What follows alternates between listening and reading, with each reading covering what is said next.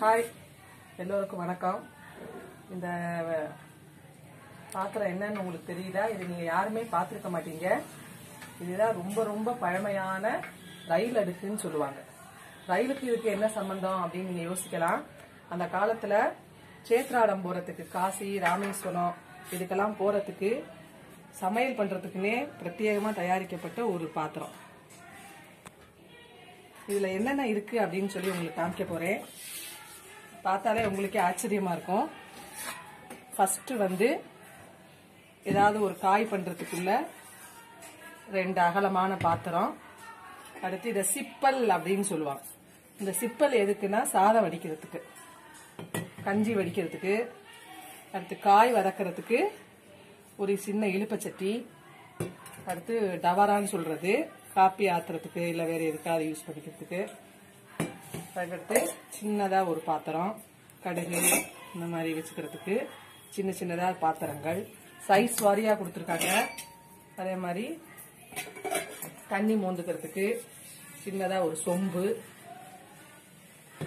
அதுக்கடுத்து கூட்டு, குழம்பு, ஒரு சின்ன கல்யாணமே செஞ்சிடலாம் இதை வச்சு. அதை விட ஒரு சின்ன பாத்திரம். கடைசியா ரொம்ப ஆச்சரியமா இருக்கும் உங்களுக்கு, ஒரு பெரிய தவளை தண்ணி மூந்து வச்சுக்கிறதுக்கு.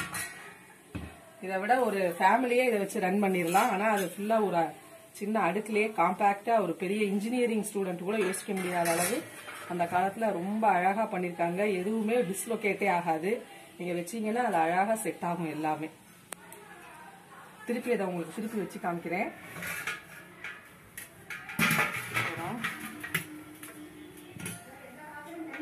எல்லாமே தனித்தனியாக செட் பண்ணிக்கிறேன்.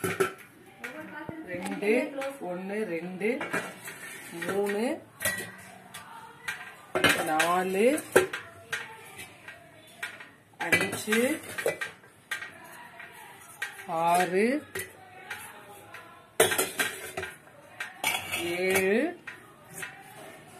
8 9